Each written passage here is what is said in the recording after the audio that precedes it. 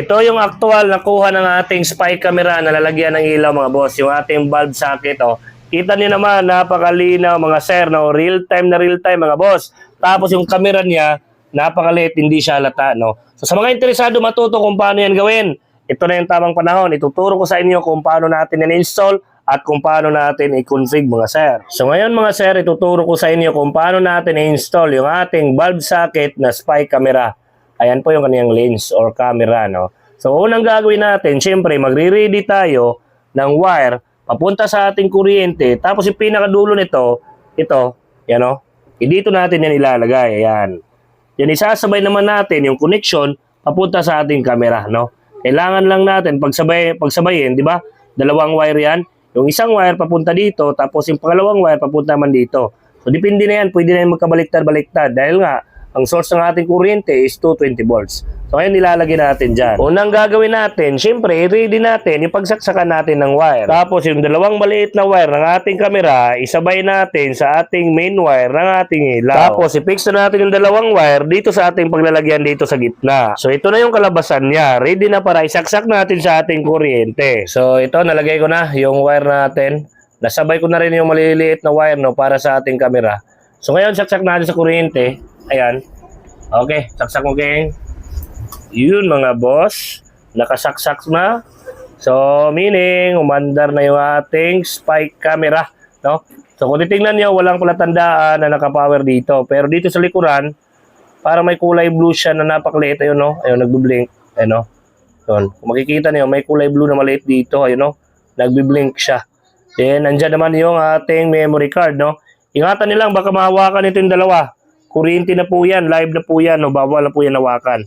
So ngayon, i-install natin yung kanyang application sa ating cellphone. So pakita ko sa inyo kung paano po natin yan i-install. So test muna natin kung mayroon mang kuryente na dumadaloy. Sige King, ikutin mo. O yun, no? O umilaw na, di ba? So kung makikita niyo, hindi halata na mayroon siyang nakatagong kamera, no?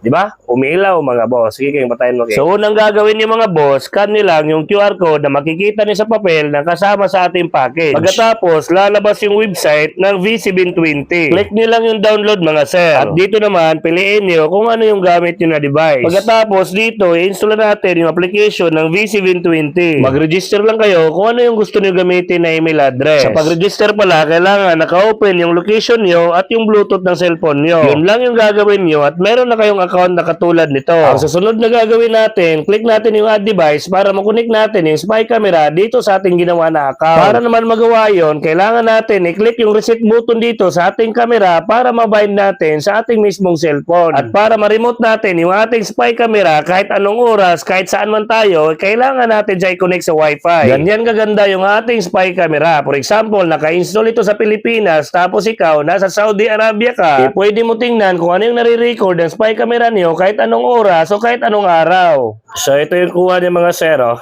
Ayan, di ba? Napakaganda. Ayan yung kanyang camera, napakaliit. Tapos ito naman, yung real-time kuha niya, di ba? Napakaganda. Then meron pa mga option dito kayo na bahala. Tapos kung gusto niyo ma-review yung record niya, dito lang yan sa memory card, di ba? Merong memory card nakalagay dyan. Dito nilang yung i-replay, dito sa replay. So for the meantime is wala po tayo nakasave pa kasi kaka-on lang, no? Meron na pala, meron ng 47 seconds simula nung maon natin ito mga boss, oh. O, di ba? Napakadali lang, nag-save na siya sa kanyang memory. So, wait lang, balikan natin. Ayan, oh.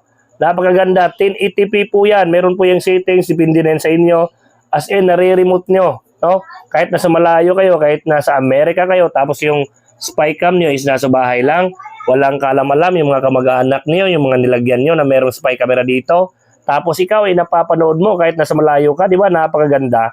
O, kung gusto niyo matry yan mga boss, yung ganyang spy cam, alam niyo na yung gagawin. Ilalagay ko dyan sa comment section, andyan na rin sa yellow basket.